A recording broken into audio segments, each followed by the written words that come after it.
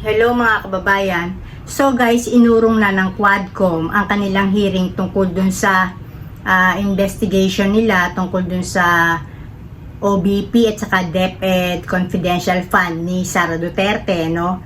Para mag-give way dun sa kanyang pagdalo sa NBI na may kaugnayan dun sa kanyang threat, no? Na siya daw pagka namatay, may binilinan na siya na papatay kay PBBM, kay Lisa Marcos at saka kay Martin Romualdez.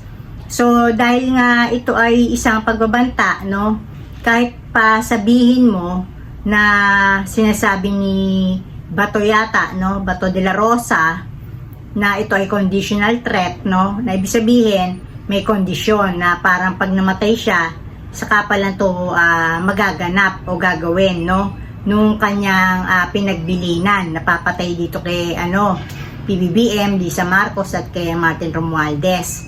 Pero sabi nga, a threat is a threat, no? Iyon na isang pagbabanta na rin. Paano kung medyo halimbawa panatiko niya pala yun, no? Hindi pa siya tinitigok, no? Kumbaga man yung pagkabuisit dahil parang nabilinan na niya, nagkaroon na siya ng hatred dito sa tatlong to. Tapos dahil nga kating-kating na siya, yung pagkabuisit ni Sara, no, naipasa niya, nahawahan niya tong taong pinagbilinan niya. Pwede naman siguro na kahit na hindi pa siya tigok, gawin na rin to, di ba? So pinagpapaliwanag siya ng NBI. Kaya nga binigyan siya ng subpoena. No, pero alam naman natin hindi naman siya dumalo. So dito guys, nalaman natin na kaya pala siya hindi dumalo kasi gusto niya merong advanced questions, no? Bigyan siya, ipadala sa kanya yung mga tatanungin sa kanya.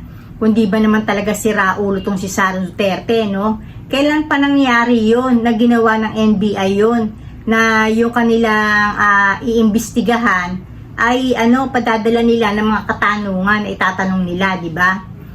Talagang tong si Sara kahit paano, no?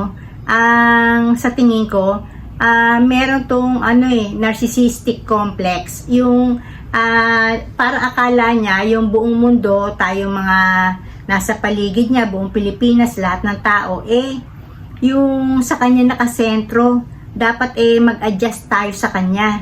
Kaya nga talagang tamang-tama lang na i-impeach to masyado tong napaka ilusyonada yung pagkapahalaga niya sa sarili niya, yung tingin niya sa sarili niya. Akala niya lahat pwede, na she is above the law. So, ngayon, hindi siya dumalo kasi nga, nanghingi siya ng, advanced questions, no? Kung bibigay sa'yo yan, gagawan mo na lang yan ng, mga kadahilanan. Tapos parang ire-recite mo na lang yan pag tinanong ka.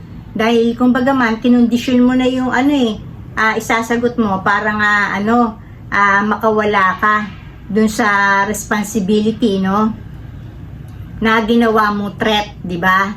Kumbaga man maalpasan mo yon dahil kumbaga binigay na sa yung questions, nalapatan mo na ng tamang sagot, no, di ba?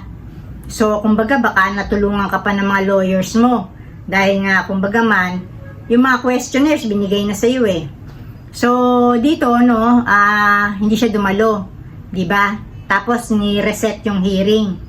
So dito naman sana naman itong si NBI chief, no, Santiago, kung hindi na naman dadalo tong si Sara Duterte, dapat magkaroon sila ng bayag na ibigay yung kaparusahan kasi para bagang pag hindi siya dumalo doon, wini-waive na niya yung kanyang chance na mag-reason out para i-depensahan yung naging action niya, yung mga pinagsasabi niya, madepensahan niya. So pag hindi pa siya dumalo sa second hearing, di ba?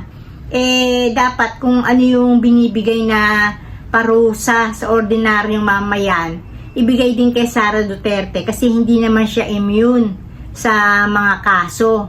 Kasi ang presidente lang naman ang may immunity sa mga kaso habang siya ay naglilingkod sa bayan, na habang siya ay kumbaga man nakaupong presidente. Kasi hindi naman pwedeng sa bawat galaw ng presidente may magdidemanda. Puro demanda na lang inasikaso ng presidente. Pero si Sara vice-presidente lang. So wala siyang immunity sa mga demanda. So sana naman itong si NBI Chief Santiago, no, magkaroon naman ng bayag na yung kaparusahang ginagawad nyo sa mga ordinaryong mamayang Pilipino na hindi sumusunod pag hindi dumadalo sa mga sagpinas nyo, sana bigay nyo rin yung ganong parusa kay Sara. Nang sa gayon makita namin patas-patas kaming lahat sa batas na walang nakatataas.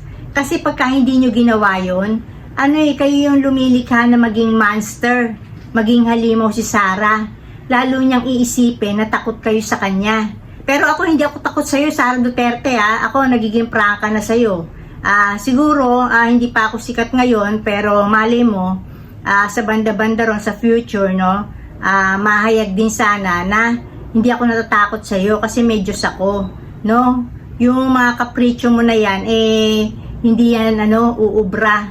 Pag mali kasi, sana kalusin ka na rin ng Diyos, Sara, no. Kung itong mga nakaupo na to, no, na mga takot, kasi sa tingin ko ayun ang nakikita ni Sara kaya siya nag-iinarte ng ganyan Ang tingin niya, yung mga yan, maski si President Marcos, no, takot sa kanya.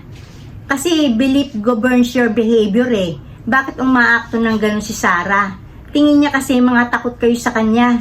Kaya yung kung ano mga ibigan niya, ginagawa niya. So, kumbaga man, wala sa kanya yung accountability. Kasi iniisip niya, malulusutan niya kayo kasi takot nga kayo sa kanya. So, ayun lang, no, sana maging patas ang batas sa pagtrato kay Sara Duterte sakaling hindi siya dadalo, no? At sana nga, no, yung mga kapritsyo ni Sara na yan, wakasan na ng Diyos, takaling ka na at bigyan ka ng Diyos ng problema na hindi kayang solve ng pera. Kasi yung mga nakaupo, hindi ka yata kaya nilang kastiguhin, takot sila sa'yo. Ako nakikita ko takot tong mga namumuno sa atin kay Sara Duterte. Na sa tingin ko, yun din ang tingin niya. Pero sana, kalusin na ng Diyos si Sara Duterte, bigyan siya ng problema na hindi kayang solve ng pera. Nang sa gayon, makita niya na may Diyos, no? Na siyang humuhusga sa lahat at nagpapataw ng parusa. Lalo na dun sa mga mga may kapangyarihan sa gobyerno na hindi naman ginagawa ang kanilang tungkulin, lalo na nangungurakot, no, may bribery pa, yung para everybody happy, hindi pwedeng magsumbong kasi siya man din naulingan, di ba? Kumbaga man siya rin nakinabang doon sa kaperahan.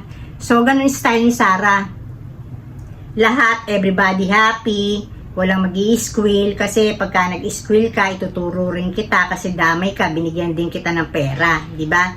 Ito yung sa mga envelopes. Ayun lang guys, sinasabi ko na pag hindi rin dumalo si Sara dito sa second hearing, sana magkaroon ng bayag na patawan siya ng karampatang parusa tulad ng ordinaryong mamayang Pilipino na hindi rin umaattend halimbawa sa gano'n, no? Patas-patas ang lahat sa batas. So dito na ako guys, and blessings everyone. Bye.